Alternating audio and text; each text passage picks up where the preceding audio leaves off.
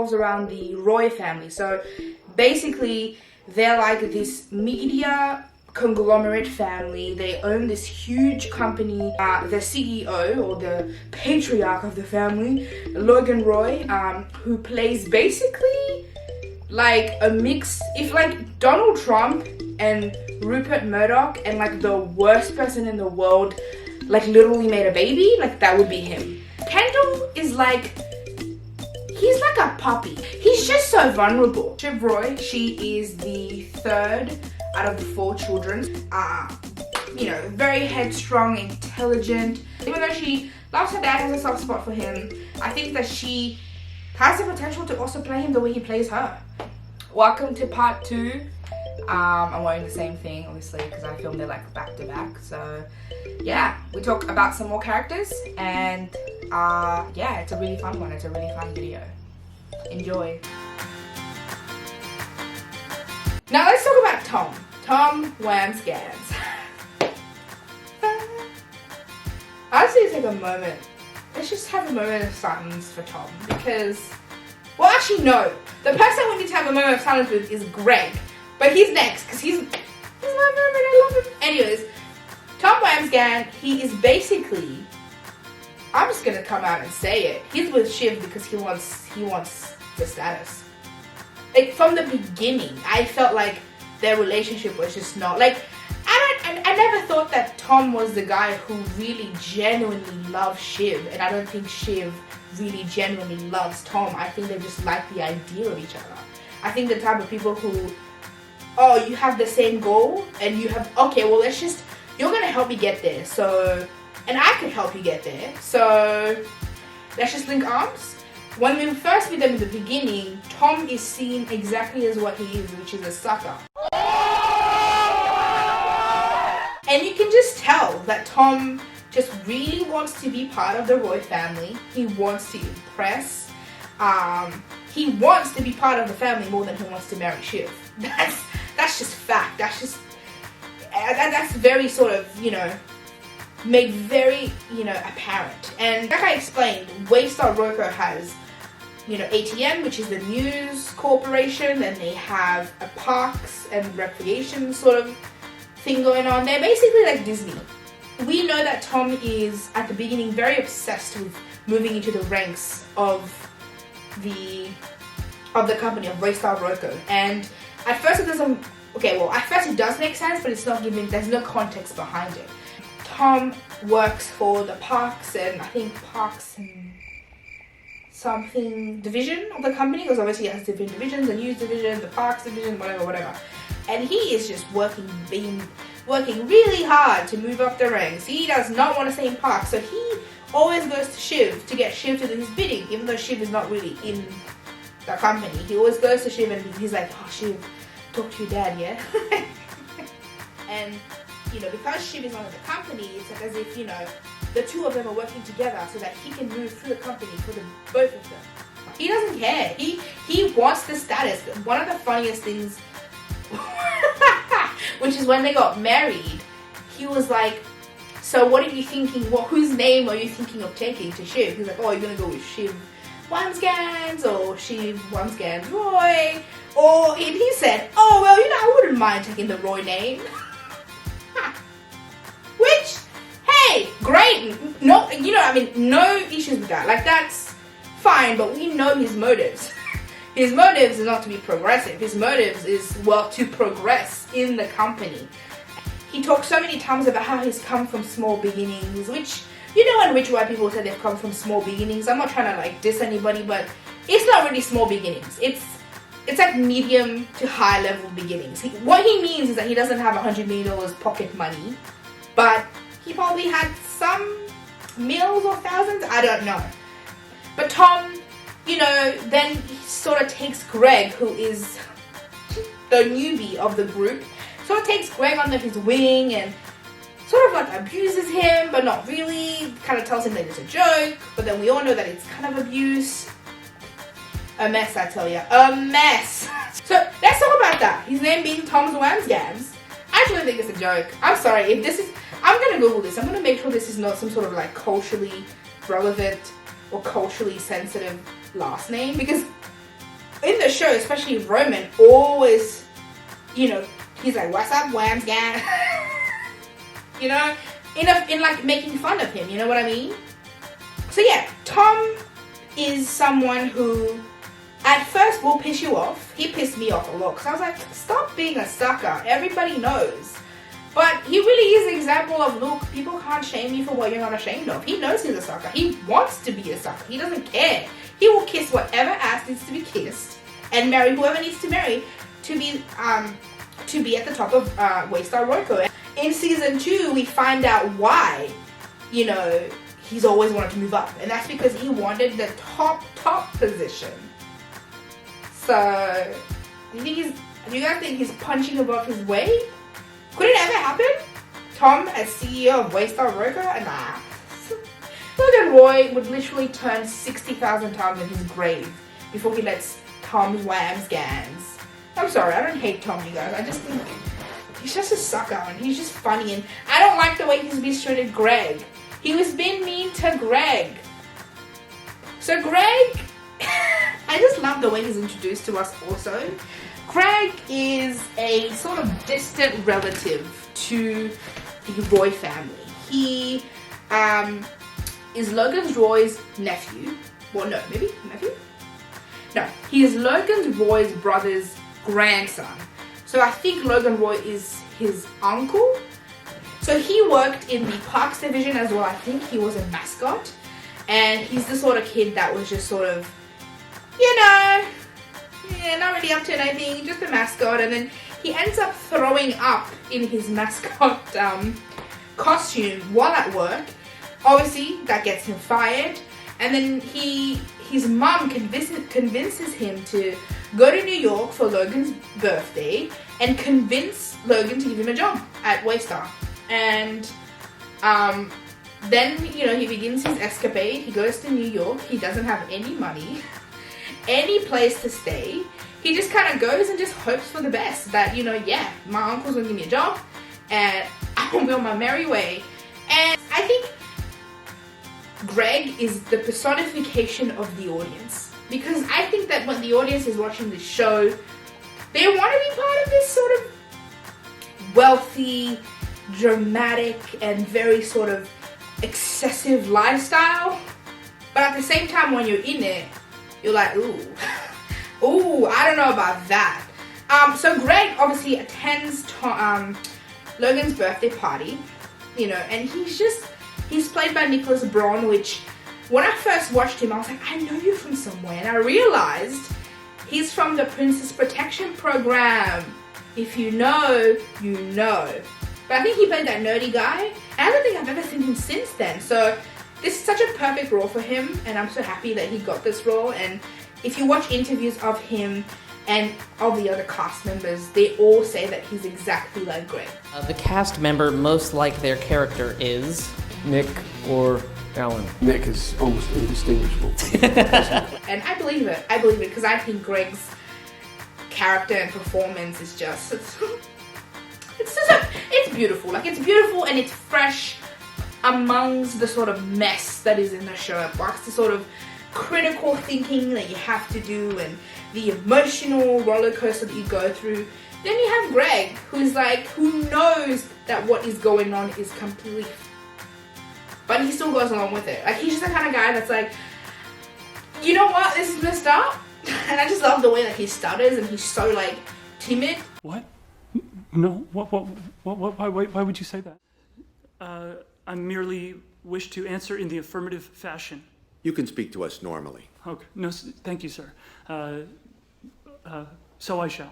I don't even know where you're sitting at.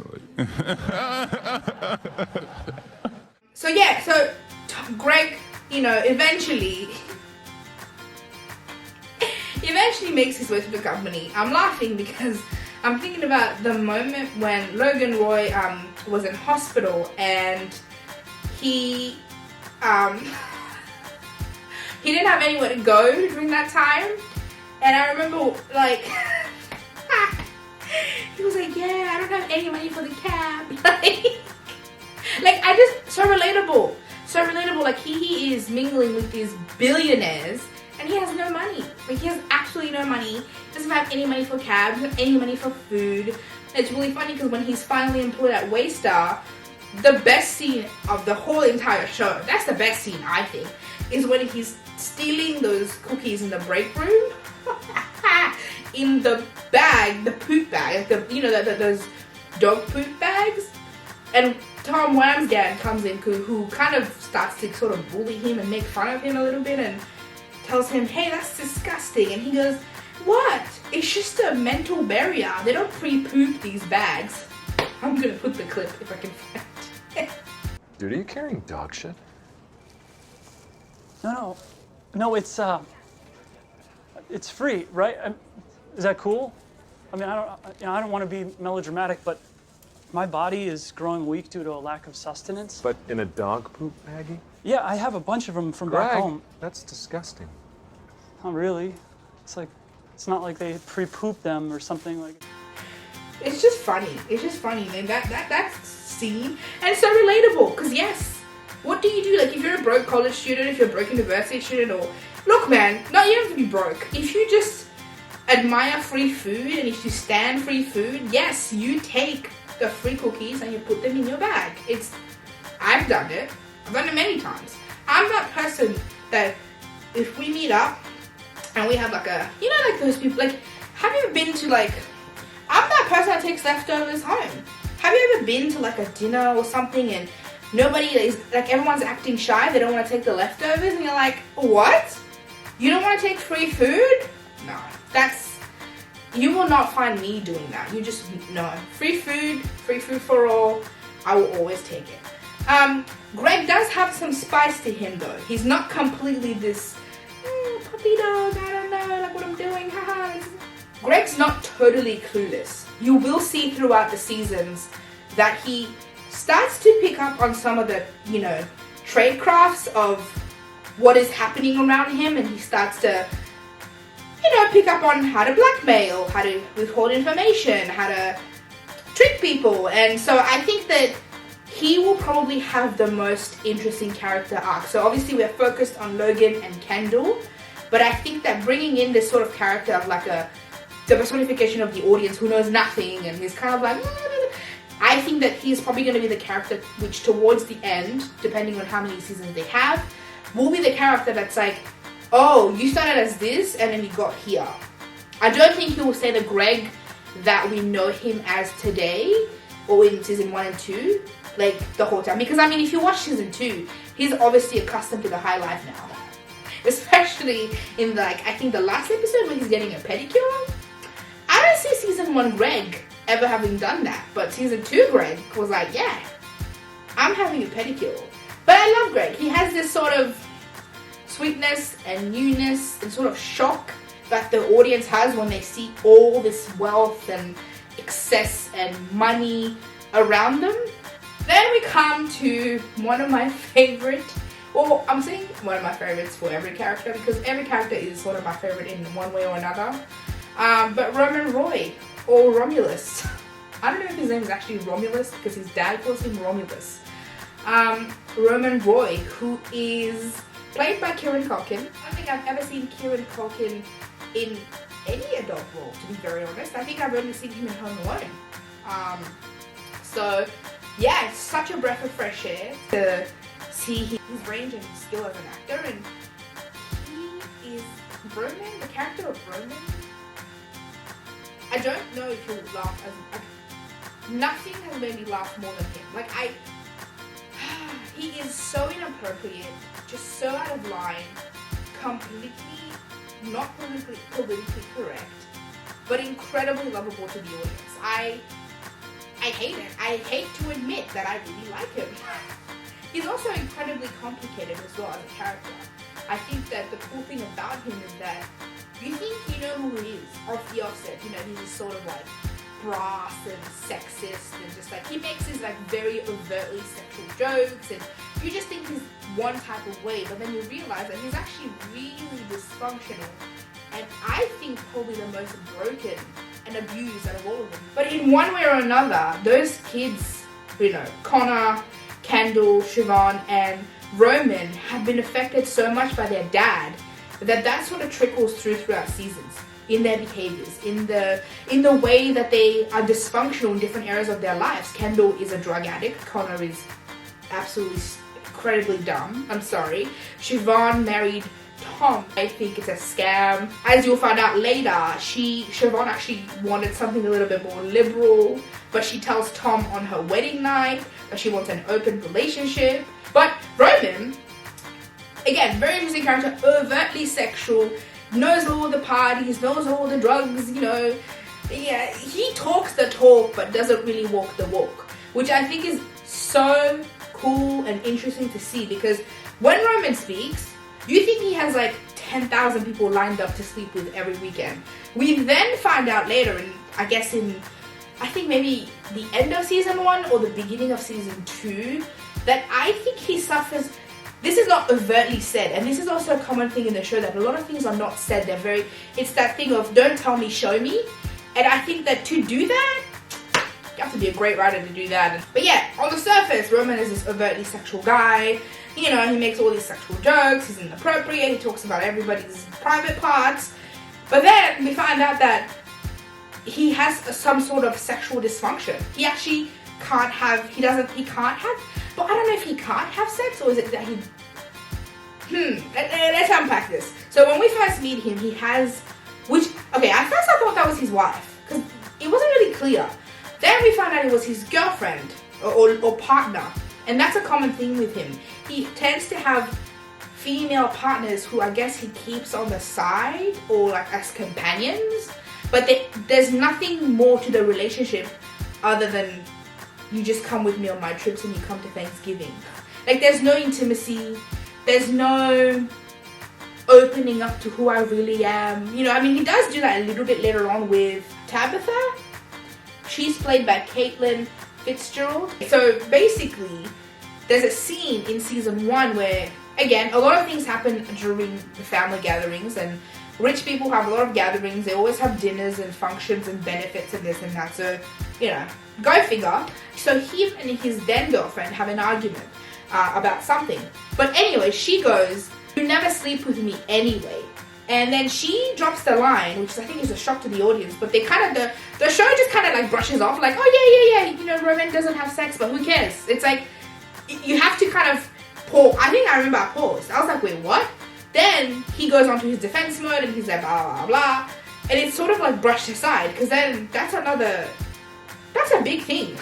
Because it goes so much against who we as the audience think as Roman to be. And this is the first time that we see human Roman. Because I think up until that point, we just think, yeah, Roman, he's the funny guy. He's the one who just, fun of the party, you know, he's not really good as a COO, and not really, kind of like Connor, doesn't really know what he's doing, not really trained to be a, you know, someone in the business realm as such. He's just there for his name. And then you hear that and you're like, hold on, there is so much more to you than meets the eye, which obviously, again, as we will learn in the show, that's a lot of the characters. There's just so much more to them than meets the eye. It's not what you see. It's what you're presented with is just the surface with every single character. So Roman, I guess, he's very underqualified. I mean, if you're talking about like qualification to run a company, he's not qualified. But what he is good at is people skills. Again, he's this very lively, sort of very... Hey. Can we think about it? Yeah, of course. I thought about it. Dad fired you, man. No, he said it was just gonna take a little longer. But he said that to be nice. What I think he meant to say was that he wished that Mom gave birth to a can opener, because at least then it would be useful. He's good with people. He's good at making friends. Like I said, he knows everyone in town. He knows everybody's numbers. He knows every party. And I guess, you know, his people skills are recognized in the show, and that when his dad needs him to find, you know, money or find people to source some things in the company, he gets Roman to go and do it, because Roman is good at people skills. Roman knows how to handle people, and, you know, even though he is inappropriate a lot of the time. So then in season 2, I think we get to, you know, because there's that bomb in season 1, okay, Roman doesn't have sex, and then you're kind of wondering, okay, well, there's nothing wrong with that, but it's just so counter your actual, you know, the overt personality that he put forward. It's very counter what you say you are, but then, you know, that's not who you are. And then in season 2, we learn that yes, he's in a relationship with Tabitha, but they're not having sex again. And so then I think during Shiv's wedding, we find out that I think that he likes to have sex with dead things. Which just adds to the complexity. That's the thing about the show. Like, you have moments in the show where you're like, is that weird? And is that bad? Or is this normal and funny? Like, yeah, I don't know. I laughed at that. I really did. Because when he was like to Tabitha, yeah, we can, but like, would you just lay still and just like not move? Oh my god, I just thought that was so funny. And then he also has this like sort of sexual escapade with Jerry, like who is the senior counsel for the company, who is the kind of, I would say, kind of the glue of the company basically. She basically like advises every member of the family. Jerry is very strategic. She knows how to sort of, like, she knows the temperament of the company. She knows what needs to be said, when, with who. And I think because she's been working with the company for so long, she knows exactly how to maneuver her way. I would say that Jerry does care mainly about the family. I don't think that about the company. I don't think she has, it doesn't seem as though she's doing anything for ulterior motives, like to become CEO. I mean, there's been many times where they've said, oh, Jerry, you're our successor, and she's like, never. Which, hey, look, she's smart for that one. I think she's definitely one of those people that's like, you know, like those people who, you know, like if you've been in a workplace, you do know one of the few staff members who are there to work, who are there really for the benefit of the company. They don't care, it's not they don't care about the drama, but they're there they're just there to do their job. That's it. That's basically who Jerry, I think, is. But yeah, her and Roman, you know, have this sort of weird sexual connection. I don't know. All we know for a fact is that Roman he's not intimate. He's not able to be intimate with the women that he's with, but somehow finds sexual release and pleasure in things that are weird. That's it. That's all we know for now. So maybe in season 3 they'll tell us a little bit more about that, but we don't know. Who else? Masha! Yes! Masha, played by Hayam Abbas. I hope I'm saying that correct. Who I was so excited to see because I watched the show Rami. If you don't watch the show Rami, you should watch it because it's very good. But in the show Rami, she plays Rami's mom, and I just love it. I just love seeing the sort of, you know, well, I was gonna say diversity, but this show doesn't really have diversity. We'll get to that in a second. But I just love seeing the difference in the roles between the two. Because in Rami, she's Rami's mom, and she's like this very sort of like caring and sweet, stereotypical Muslim mother. And in Succession, she's Masha. She is Mrs. Masha Roy, which is, if you forget, she'll remind you. Masha is a gun. We know Masha has weapons, and we know she has it. We know she has she be knowing. She be knowing things. She does things behind the scenes. We get glimpses of who she really is, but then straight away that's just retracted. So like, for example, because, you know, when Logan was sick, she had power of attorney, and then, you know, Shiv was, you know, daddy's girl. Shiv, who loves her dad, was worried and trying to find out if Masha was legit. And then Masha, especially, I love that she speaks French. Masha will come and be like, Siobhan, you know, you can ask me if you have any issues. Or I remember one time when Siobhan and her dad were arguing at her wedding, at Siobhan's wedding, or maybe I think the night before the wedding, and she was like, Siobhan, est-ce que tu ne peux pas, how do you say it in French? Est-ce que tu, oh, I should have really continued on that. Tu peux pas être plus agréable. That's what she said. Tu peux pas être plus agréable, non? I said Masha. Come on. Like, I love Masha. I want Masha to be the same. She's mysterious. We don't know anything as extensively as we do as the other characters. but she's still such a powerful presence. Like, you're scared. Like, I'm scared of Marsha. I don't really know what's happening with her, but I'm... Ooh. Thanks for watching part 2. Part 3 is coming out very soon. And stay tuned.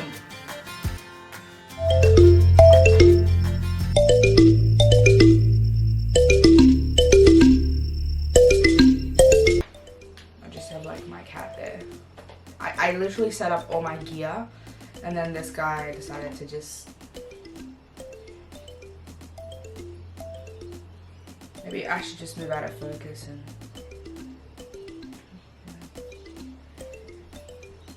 You like being on camera?